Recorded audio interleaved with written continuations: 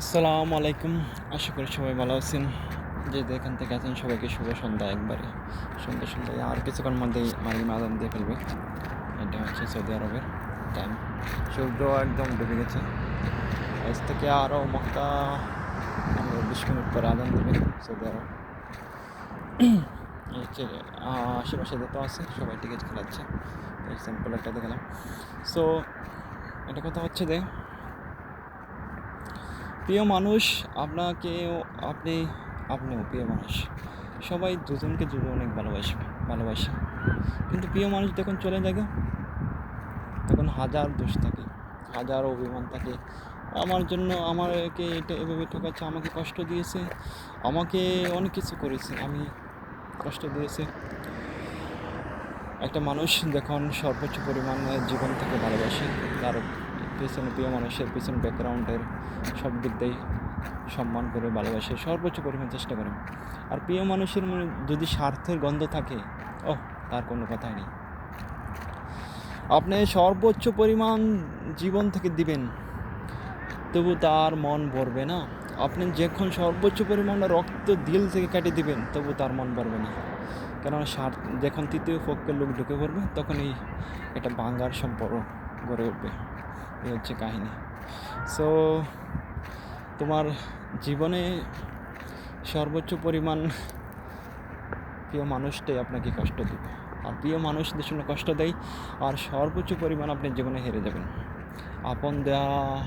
আপন মানুষ, আজকে আপনার বন্ধুর সাথে কাটাকাটি হয়েছে, এতটা পরিমাণ কষ্ট লাগে না যে পরিমাণ প্রিয় মানুষটা আপনার জীবনে কষ্ট দেয়। একবারে কষ্ট দিতে দিতে দিতে অনেক কষ্ট দেয়। যখন আপনি তাকে আগে চাচ্ছেন মন থেকে সারা জীবন থাকার জন্য, তাকে স্নেহ করার জন্য, ভালোবাসার জন্য সর্বোচ্চ পরিমাণ আপনি দেওয়ার চেষ্টা করছেন, দিয়েছেন। কিন্তু প্রিয় মানুষ আপনার জীবনে থাকবে না।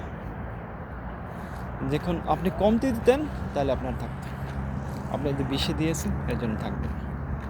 কিন্তু তার কাছে ওই সময়টা তাই না, পাইছে না যে কমতে দিলে এই কষ্টটা উপলব্ধি করতো না। আসলে মানুষটা সৎ আছে। আপনি দিয়ে দিয়ে দিয়ে দিয়ে দিতে অনেক লম্বা করে ফেলছেন। এটা একদিন যদি কম পড়ে, তেই ঝগড়া লাগে পড়বে না। ও আরেকজনের সাথে কথা বলবে, যখন তৃতীয় পক্ষ লোক ঢুকে পড়বে, কথা বলবে, সর্বোচ্চ পরিমাণ সে সম্পর্ক ভাঙার চেষ্টা করবে, আর সর্বোচ্চ পরিমাণ ভাঙে দেবে। আরে যে দিতে চায় তাকে দিতে দিন। এটা মনে রাখবেন, সে গেহাইরা কোনো দিনই সুখী হতে পারবে না। সে যদি চলেও যায় জীবন থেকে, কোনো দিনই সুখী হতে পারবে না। কেন আপনি যে পরিমাণ তাকে ভালোবাসছেন, যে পরিমাণ সম্মান করেছেন, সে অন্য পক্ষে থেকে এতটুকু সম্মান পাবে না। কিন্তু কর্মফল একটা বলে কথা আছে, ঠিক আছে? এই কর্মফল তাকে ভোগ করতেই হবে। আজকে আপনাকে আঘাত দিয়ে কথা বলছে, গালি দিয়ে কথা বলছে, ভাঙা সম্পর্ক ভাঙার জন্য আপনাকে খুবই অপমান করছে, আপনার ফ্যামিলিকে অপমান করছে, আপনার সব দিক দিয়ে অপমান করছে, আপনাকে মানুষের কাছে ছোটো করেছে, ঠিক আছে? সর্বোচ্চ পরিমাণ জায়গা থেকে ছোটো করেছে। সময় যেতে দিন, তাকে সময় দিতে দিন। এক সময় সে স্থির হয়ে যাবে একদম। সব আজকে যে মডেলিং আছে না, কালকে যে সাজগোজ করছে না, এই সাজগোজ করতে পারবে না। তার এই মন মানসিকতা হেরে যাবে, তার সব দিক দিয়ে হেরে যাবে, তার বিবেক জ্ঞান সব দিক দিয়ে হেরে যাবে, তার আশেপাশে যতটুকু মানুষ আছে না, সব চলে যাবে। তাহলে যারা বলতেছে আজকে ও ভালো না, ও খারাপ, মনে হয় নতুনটাই মনে ভালো হবে, তো এই পুরানটা সাইডে দিই, ঠিক আছে নি? ঠিক আছে? তো এটা কিন্তু একটা দুঃসংবাদ তার জীবনে। সে কিন্তু এখন বুঝতে পারবে। নারী হচ্ছে কি, যে নারী হচ্ছে পর কথা শুনে, মানুষের একটা কান দেওয়া কথা শুনে খুব সবচেয়ে বেশি কথা। এটা হলো বড় কথা। নারী যখন পর কথা শুনবে, তখনই আপনার জীবনে সবচেয়ে কষ্টদায়ক একটা, আপনার জীবনে খুবই একটা কল্পনা একটা জিনিস নিয়ে দাঁড়াবে। যারা পর দেওয়া কান দেওয়া কথা শুনে, তারা জীবনে সুখী হয় না। তারা জীবনে কখনোই সুখী হয় না, তারা জীবনে সুখীও পাবে না।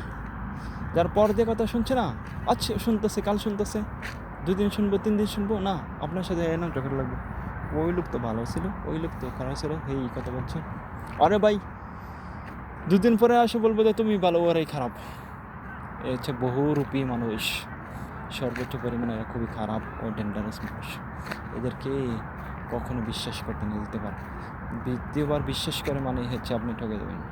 আমি বিশ্বাস করে দিয়েছি। মনে হয় ভালো হয়ে যাবে, মনে হয় আপনাকে আশা দিচ্ছে, মনে হয় আপনার জীবনে সুখী করে দেবে, কিন্তু আসলে না, এরা কিন্তু লোভী মানুষ। এরা সর্বোচ্চ পরিমাণ লোভী মানুষ, আমি বলবো নিজের মুখে লোভী মানুষ বলবো।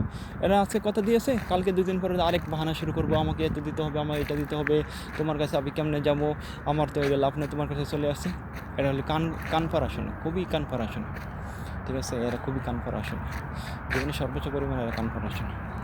সো এরা কান পাড়া শোনা মানে তার জীবন থেকে অনেক সে বুঝতে পারবে। একসময় দেখবেন যে তার বাপ মা সবাই চলে যাবে, তার ভাই বোন সবাই চলে যাবে, ওই যে কাঁদতে কাঁদতে কাঁদতে কাঁদতে কাঁদতে কাঁদতে কাঁদতে বলে আমি চলে আসবো চলে আসবো। এরা খুবই নাটকবাজ করতে পারে জীবনে, নাটকবাজ করতেও জানে, শিখতেও জানে, অভিনয় করতে পারে, কাঁদতেও পারে, আবার রানতেও পারে। এরা অভিনয় খুবই পাক্কা খেলোয়াড়। তাহলে এরা না কষ্ট পেতে পেতে শিখে গেছে, তখন আর কষ্ট লাগবে না এদের। এমন হয় আজকে এটা ছেড়ে দিই, আজকে 2 দিন পরে জোগাড় করবো, এটা করবো।